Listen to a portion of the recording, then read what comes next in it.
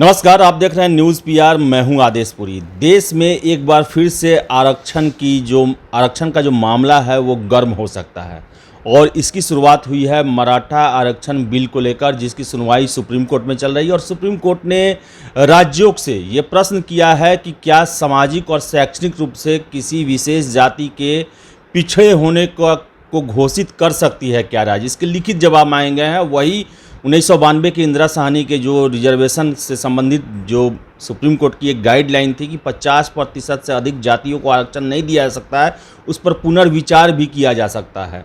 इन सभी मुद्दों पर जानने के लिए हमारे साथ हैं जाप के अध्यक्ष, राष्ट्रीय अध्यक्ष पप्पू यादव जी। इनसे हम बात करेंगे।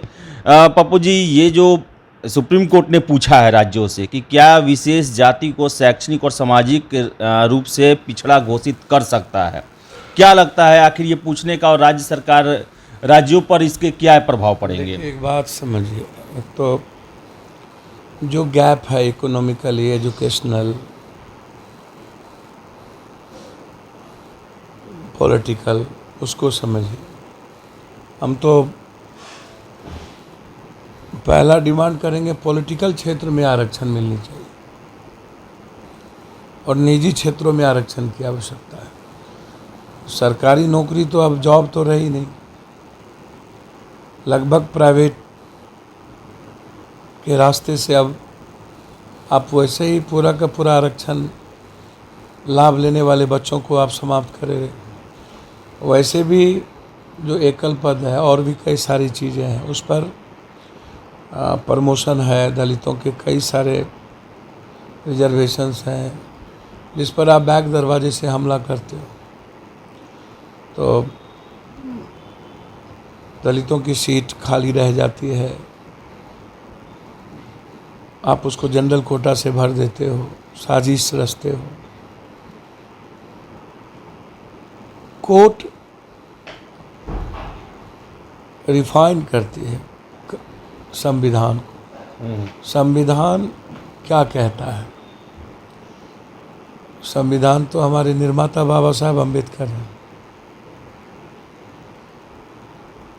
और जाति के आधार पर ये जो बार बार चर्चा उठती है,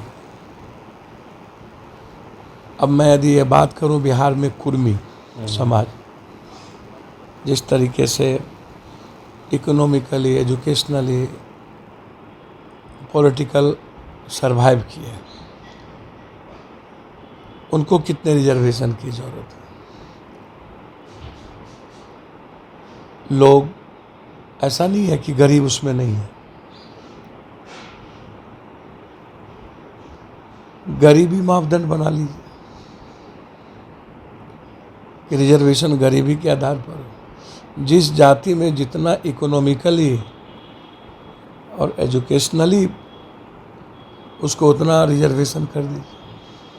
बाबा साहब अम्बेडकर तो इसी सपनों के साथ आए थे ना कि बराबरी में कैसे हम आए।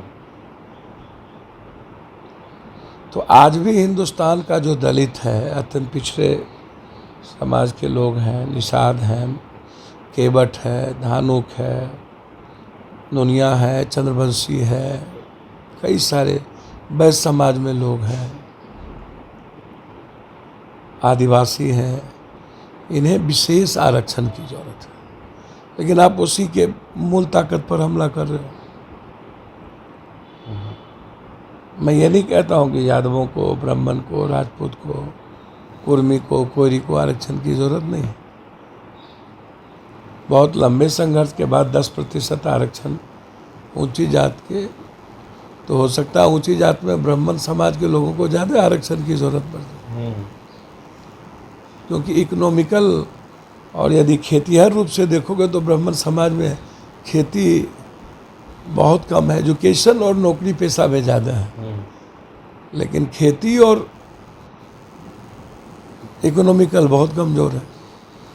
भूमियार समाज और राजपूत समाज, कुर्मी समाज, ऐसे लोग ज़्यादा खेती से लेकर ज़्यादा संपन्न हैं। यादव और कुशवाहा समाज भी खेतीहर है, लेकिन नौकरी और एजुकेशन में कम है। तो जाति, किसी विशेष जाति को आप करिए ना, आप दलितों को कैसे आप लाएंगे, ये इम्पोर्टेंट है। आपने बात किया कि प्राइवेट सेक्टर में आरक्षण, क्या आपको लगता है कि प्राइवेट सेक्टर में आरक्षण दिया जाएगा तो जो संरक्षण सरकारी सेवाओं में रहता है वो वहाँ कायम रह पाएगा, क्योंकि वहाँ तो कार्य कुशलता के आधार पर लोगों का चुनाव किया जाता है। नहीं नहीं नहीं, कार्य कुशलता आप क्या, जो इंजीनियर हैं, जो प्रतिभावान लड़के हैं दलित में, निषादों में, आदिवासियों में, उसकी मापदंड पप्पू यादव से, पप्पू झा से, पप्पू सिंह जी से आप एजुकेशन तो वही उसी कॉलेज से लिया है। आपको जिसको लेने का मन होगा लोगे। प्राइवेट में यही है ना। तो प्राइवेट रेलवे से लेकर के जब सभी चीज़ों को आप प्राइवेटाइजेशन करते जा रहे हो, तो अब तो प्राइवेटों में रिजर्वेशन की डिमांड सबसे ऊपर है और इसकी लड़ाई सबसे ऊपर होनी चाहिए। ये जुडिशियली में रिजर्वेशन की डिमांड होनी चाहिए।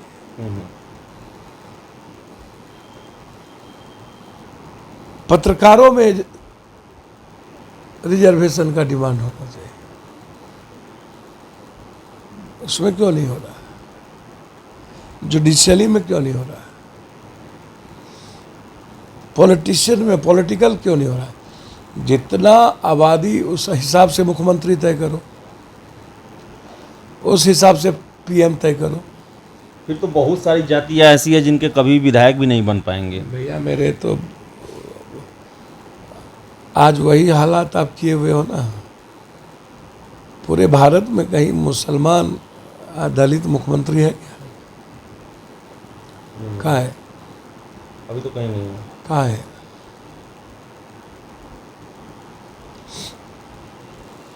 आप यादव जी मुख्यमंत्री हो गए, कुर्मी जी मुख्यमंत्री हो गए, 2%, 2.5%।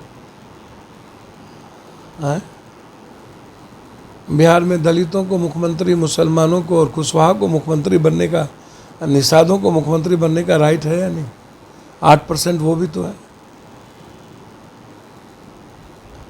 क्या निषादों में जोग लोग नहीं है? कुशवाहा में जोग लोग नहीं है? लोकतंत्र में जिसे जनता चाहती है वही बनता है। मुझे तो समझ में नहीं आता है। जनता चाहती है, एक पार्टी को 32% वोट आता है और उसके बाद उसके खिलाफ वोट आता है, तो जनता किसको चाहिए? जो वोटिंग जितना होता है उसी में निकाला जाता है। भैया वही बात कह रहे हैं ना। तो पार्टी तय करे हर परिस्थिति। बात करेंगे नीतीश कुमार की। विधानसभा में नीतीश जी हमेशा गुस्सा हो जा रहे हैं आजकल। कल विधान परिषद में सुबोध राय पर गुस्सा हो गया, कुछ दिन पहले विधान परिषद में ही जो सुनील सिंह हैं उन पर नाराज हो गए। तो क्या है आखिर? तेजस्वी बोल रहे हैं कि उनके उम्र का असर है, थक गए हैं वो। क्या लगता है आपको? देखिए बाबू वीर कुंवर सिंह थक गए थे, शेरशाह सूरी थक गए थे, झांसी की रानी थक गए थे, गांधी थक गए थे। मुझे तो नहीं लगता। नीतीश कुमार जी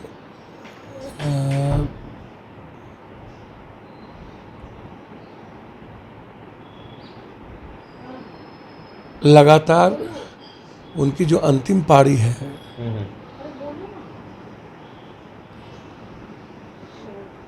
उसको एक बेहतर पारी बनाना चाहते हैं, लेकिन इंटरनल जो उनका आंतरिक दलों के द्वारा जो लगातार हमला है,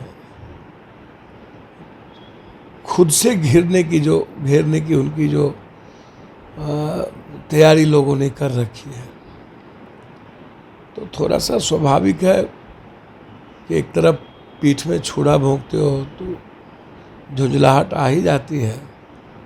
नीतीश कुमार जैसे लोगों के चेहरों पर कभी मैंने इस तरह के प्रतिक्रिया नहीं देखे।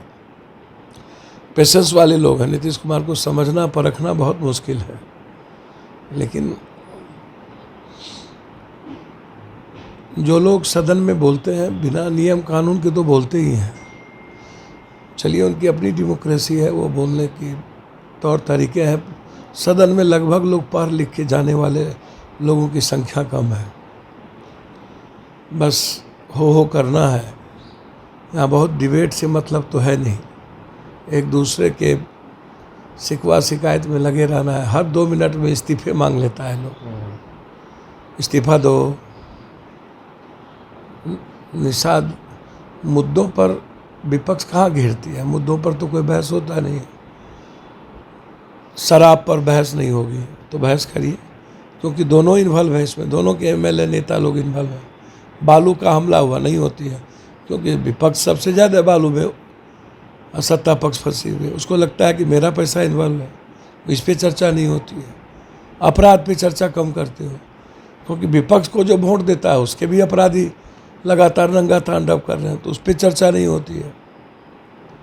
क्यों देवेंद्र वर्मा को मार दिया गया, रुपेश पर सदन में क्यों चर्चा नहीं हुई आज तक? सीबीआई इंक्वायरी की, उसकी पत्नी ने डिमांड किया। तुम लोग वहाँ नाटक कर रहे थे जाके, तो क्यों चर्चा नहीं हुई आज तक? विपक्ष की भूमिका क्या होती है? 26 दिन गायब रहना और सिर्फ गंभीर मुद्दों से अलग फुहर तरीके से हमेशा इस्तीफे की मांग करना। सहनी को ऐसा मुद्दा तो था नहीं कि हम सर नीतीश जी से इस्तीफा मांग लें। दीवार गिर गया, उसको आप सस्पेंड कराइए, एफआईआर लॉन्च कराइए वहाँ के पदाधिकारियों पर। यह चर्चा का विषय है। बगल में एक बच्ची के कारण माँ को गोली मार दिया, ये चर्चा का विषय है। विनय को मार दिया, ये चर्चा का विषय है। पटना के व्यवसायी आतंक में डूबे हुए हैं, ये चर्चा का विषय है। तो स्वाभाविक है, जब अपनों के द्वारा ही घिरेंगे तो 72 साल उम्र हो रही है, 15वां साल उनकी मुख्यमंत्री की काल चल रहा है, तो एक लंबा समय से मुख्यमंत्री हैं। उन्होंने नियमावली को पढ़ा है, देखा है, समझा है, जवाब देने के तरीके उनके पता है। ये बात करेंगे बंगाल चुनाव का। बीजेपी जो है, जब से मोदी सरकार सत्ता में आई तब से बंगाल पर उनकी निगाहें हैं, और लगातार जो हैं वो टीएमसी के नेता जो हैं बीजेपी में मिलाए जा रहे हैं। चाहे शुभेंदु अधिकारी हो, चाहे मिथुन चक्रवर्ती हो, मुकुल राय हो, दिनेश त्रिवेदी हो। क्या लग रहा है आपको कि इस स्ट्रेटजी के वजह से जीत सकेगी वहाँ बीजेपी? में लोग आते बीजेपी डबल डिजीज में नहीं से बाहर नहीं होगी, तो चुनाव में तो सब दल बदलो, आस्तीन के सांप है ये लोग। दिनेश त्रिवेदी सब अपना घोटाला बचाने के लिए गए। जितना चोर था दीदी के साथ, आज जितना लुटेरा था,